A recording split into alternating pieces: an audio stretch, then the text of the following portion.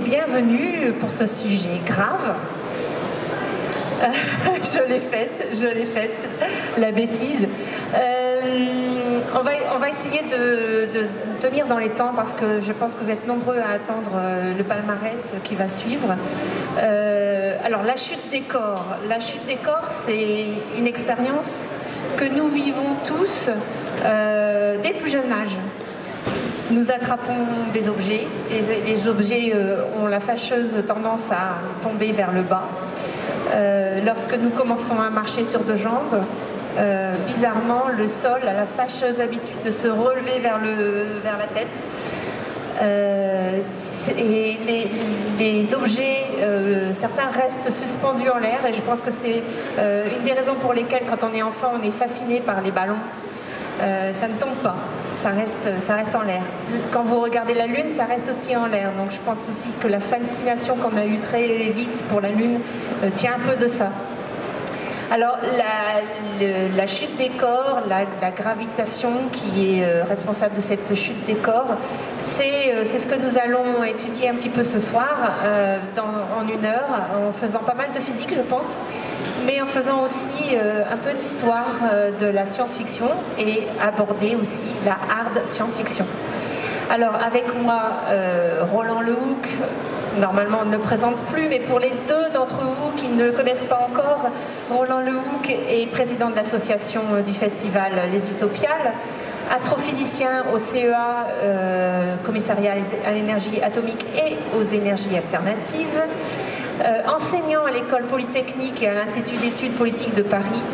Et Roland tient une chronique scientifique qui s'appelle Scientifiction dans la revue Bifrost, que vous êtes très nombreux à connaître, et la rubrique Science et Fiction de la revue Pour la Science avec Jean-Sébastien Steyer.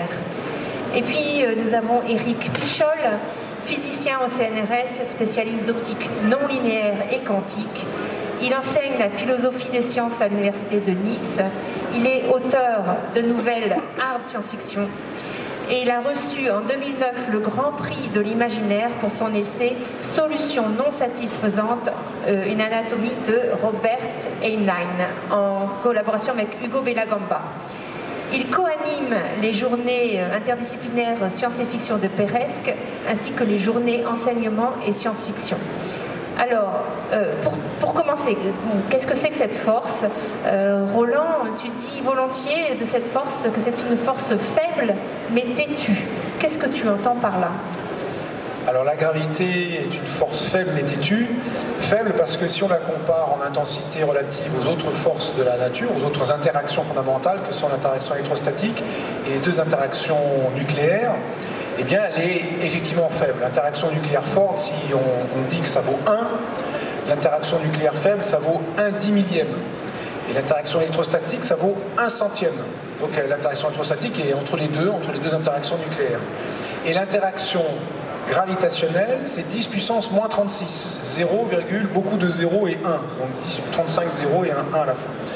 Donc c'est une force qui est extraordinairement faible. Alors évidemment, quand on se casse la figure, c'est pas tout à fait l'impression que l'on a. C'est une force extraordinairement faible, mais elle est têtue en ce sens que si on considère un système constitué de particules, soit qui s'attirent par leur masse, la gravité c'est l'attirance de la matière pour la matière, soit de particules qui s'attirent ou se repoussent par leur charge électrique. On va prendre le même nombre de particules et on va comparer deux situations.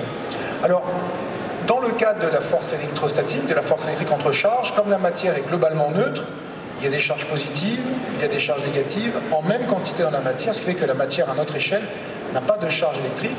Et bien globalement, les charges positives vont être écrantées par des charges négatives qui vont aller vers elles, et réciproquement, une charge négative va être attirant elle les charges positives, va être écrantée par ces charges positives. Et donc, ce qui fait que vu de loin, bien effectivement, la matière est globalement neutre, et qu'un atome de ma cuisse ne sera sensible qu'aux atomes voisins, à ceux qui sont proches de lui. Ceux qui sont loin, il ne les ressentira pas par l'interaction électrostatique, parce que, essentiellement, entre lui et un atome un peu lointain, et un peu lointain, ça veut dire quelques tailles atomiques, hein, donc c'est des échelles de taille qui sont de l'ordre du nanomètre, milliardième de mètre, il ne ressentira pas l'interaction électrostatique d'objets un peu lointains de lui. Donc en pratique, l'interaction électrostatique a une portée finie, alors que théoriquement, elle a une portée infinie. Deux charges électriques s'attirent ou se repoussent à toute distance. La gravitation, comme l'interaction électrostatique, a une portée infinie. Deux masses s'attirent à toute distance, mais il n'y a pas l'équivalent gravitationnel de la charge électrique négative. Il n'y a que des masses, dans ce qu'on observe du monde, positives. L'interaction est toujours attractive. Et donc, un atome de ma cuisse va être sensible à l'ensemble des atomes de la Terre.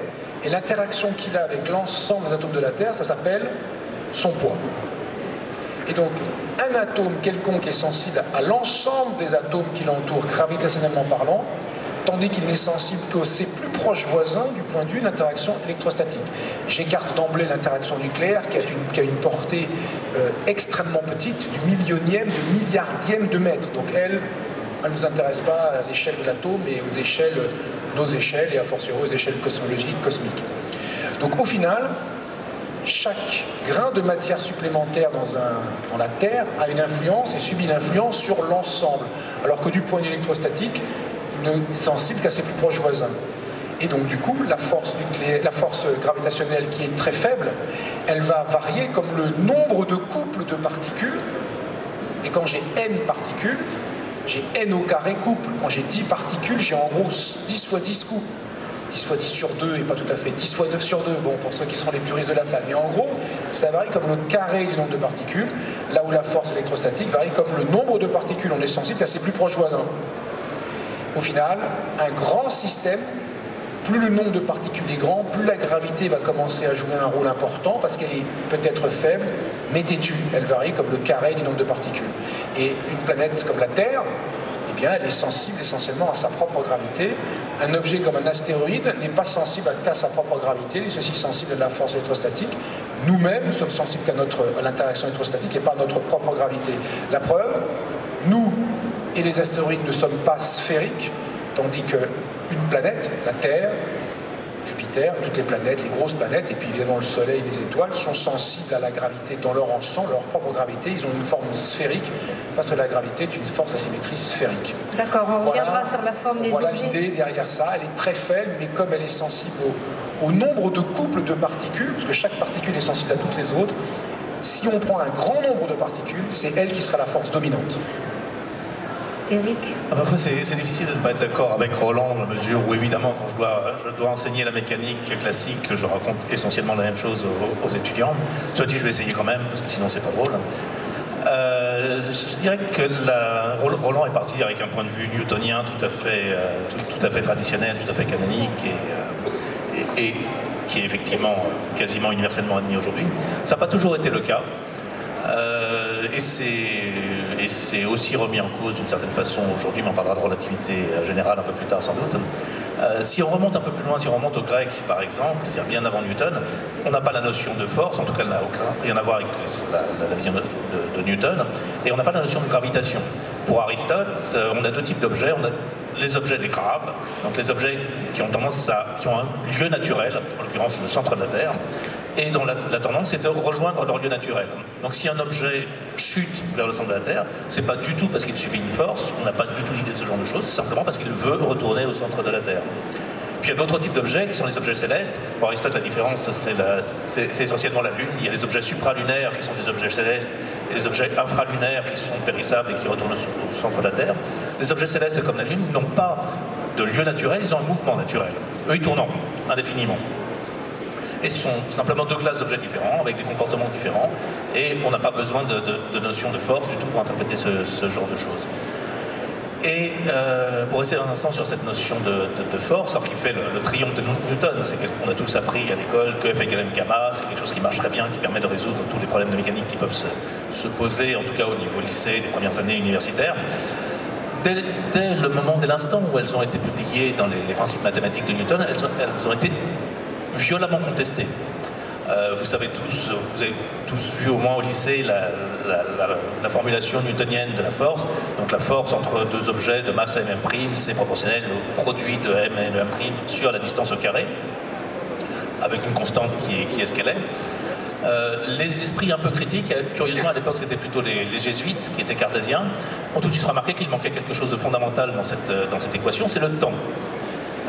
Dire que F égale Gmm' sur D2, c'est dire que instantanément, quand vous modifiez la position d'une masse quelque part dans l'univers, ça influe sur toutes les autres masses de l'univers. Alors pour ceux qui ont entendu parler de relativité d'Einstein, une interaction qui est instantanée, de portée infinie et qui agit instantanément à l'autre bout de l'univers, c'est légèrement problématique. Et donc on peut aussi creuser... Ça veut dire que l'information se déplace plus vite que la vitesse de la lumière, c'est ça? Ça veut dire que Newton ne se pose pas la question de l'information, qui est effectivement le problème que Einstein va introduire. La question que Einstein se pose, c'est effectivement est-ce que l'information se propage? À quelle vitesse se propage-t-elle? Et le principe de base, ou l'un des principes de base de la relativité, c'est que ni l'information ni l'énergie ne peuvent être transportées plus vite que la vitesse de la lumière dans le vide. On peut tricher avec, on peut faire... Je me suis beaucoup amusé, par exemple, pendant longtemps, à faire courir des impulsions lumineuses plus vite que mais je ne pouvais y arriver qu'en leur retirant tout intérêt, en m'arrangeant pour qu'elles ne portent ni information ni énergie. Quand on avait des objets mathématiques qui se propageaient, mais pas d'information, pas d'énergie, qui est l'essence même de la physique qui intéresse les gens qui font des applications. Alors on parlera sûrement tout à l'heure de la relativité restreinte et la relativité générale, mais en deux mots, est-ce qu'aujourd'hui on pense bien connaître cette force de gravitation? Est-ce qu'on a l'impression d'avoir fait le tour de cette force-là? En deux mots, absolument.